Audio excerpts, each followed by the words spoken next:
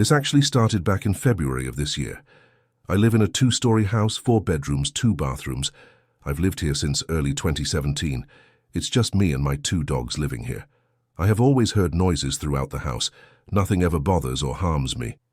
Usually knocking on doors, footsteps running in the attic, or a ball of some sort bouncing faster and faster as if the ball was dropped and bounced till it stopped.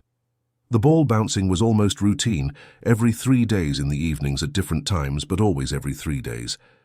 I can never pinpoint where the bouncing comes from. It still happens. Well, one evening in early February, I came home. Dogs greeted me as usual. We went to the living room and sat on the couch to watch TV. I heard the ball bouncing again. I ignored it as it's normal to me now.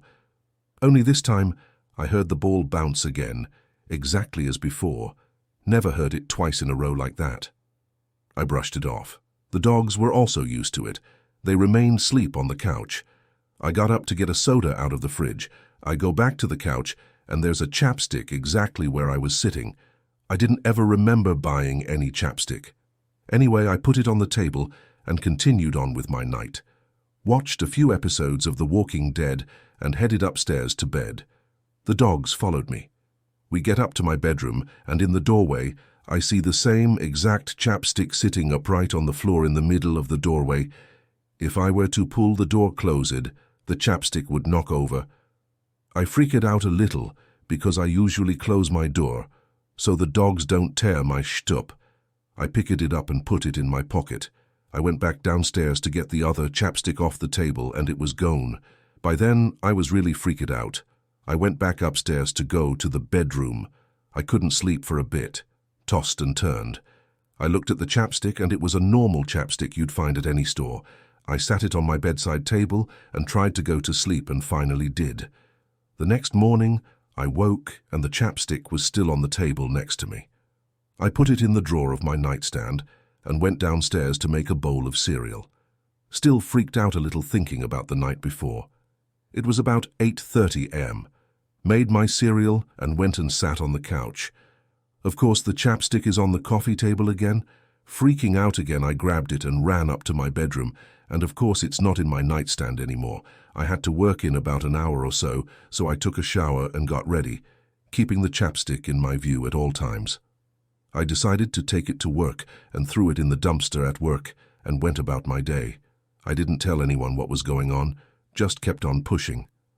I get home about 7:30 p.m. Dogs did not greet me this time. I walked in and they were upstairs barking. I ran up and they were standing at my bedroom door growling.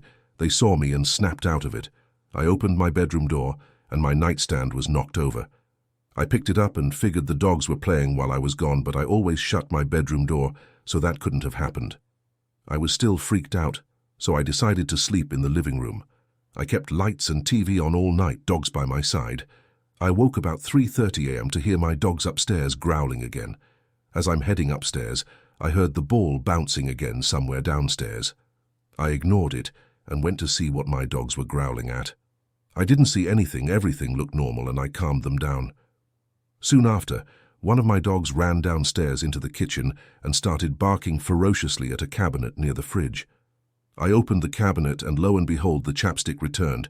I left it there and slammed the cabinet shut. Right then and there I yelled, "Whoever you are, I command you go away or else." Still, even after all that, I was never harmed, just freaked out. Shortly after that I hear footsteps running. Mind you, my floors are all hardwood. I don't know where the running was, but it was downstairs this time. I heard the ball bouncing again. I yelled, "Get out, now!" It all stopped immediately. I was freaked out but didn't hear a peep for about a month or so. The ball bouncing started again. The chapstick disappeared without a trace, but to this day, I still hear the ball bouncing. The house has been put up for sale, but until it's sold, I'm staying here. But anyone interested, I tell them my story beforehand. I don't hear from the buyers again, lol. And now, as I finish typing this, the ball is bouncing. Upstairs somewhere. I've made peace with it. But the chapstick era freaked me out a bit because I never use chapstick at all. Dogs haven't growled at anything since, that I know of. To this day, I still wonder, why chapstick? One night, I was on the couch when I noticed something out of the corner of my eye. It startled me, but I dismissed it, attributing it to fatigue, assuming my mind was playing tricks on me. The following night, however, I saw it again. This time the mysterious presence knocked on the window. Feeling uneasy, I decided to call the police. When they arrived, they thoroughly searched the entire yard, finding no trace of anyone. The next night brought a new twist to the unsettling events. I was in bed when I heard the sound of glass shattering. Hurrying downstairs, I discovered only fragments of brown glass from the window. I replaced it, but the night took another ominous turn as I heard doors opening and closing. With my phone dead, I couldn't call the police, so I took matters into my own hands, searching the entire house. To my dismay, I found nothing. Suddenly, I was attacked and stabbed. The assailant left through the front door, and to this day, I am still in the process of recovery, having endured the incident 2 months ago. Despite the passage of time, an unsettling presence remains in the window, casting a shadow of uncertainty over my daily life. I'm freaking out. I have no idea what's going on, and I just need to see if anyone else is experiencing this. I guess I will start with this morning. It was normal. I woke up and looked at my phone a little while waking up. Then I hit the bathroom to shower and do my normal routine. Mum had already left for work, my younger sister leaves early to meet her friends, and my younger brother was still in bed. The only other person awake in the house was my dad. As normal, I made my way downstairs to grab a cereal bar and banana to eat on the way to my morning uni class. My dad was in the kitchen already. I thought he was making coffee, but now that I think about it, he was just standing there. The kettle wasn't on, and I don't remember him moving or saying anything. Even when I was leaving and said "love you," he didn't respond. I figured he was just tired or having a bad morning, but now that I think about it, he would normally at least grunt back to me. Anyway, as I was making my way to the train station, there was this guy standing off to the side of the pathway. He looked normal, kind of. It was just, something was off. I couldn't take my eyes off him. He had a nice, big, welcoming smile. If that was all, I would have said hi, but I saw his eyes. Dread, desperation, fear, pain. His eyes were filled with all of them, but his smile.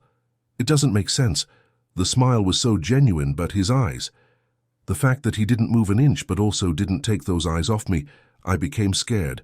I was kind of freaking out and didn't want to carry on to the train station alone. Knowing there was a little corner shop nearby, I put my head down and all but ran to the shop. By the time I got there, I was sweating and shaking. Once I entered the shop, I started to feel a bit better. I looked at the items and gave myself a little time to calm down. I picked up a few things for lunch and some snacks. I went to the counter to pay and couldn't find my purse. I was digging in my bag, and when I heard 1638p, please, sweetheart, I looked up to show I had heard, and I froze. The genuine smile like it was the best, most happy day of his life, and the terrified, desperate agony-filled eyes. I quickly handed over a $20 note and ran out of there with my things. I don't believe in any God, but I don't know what else to thank.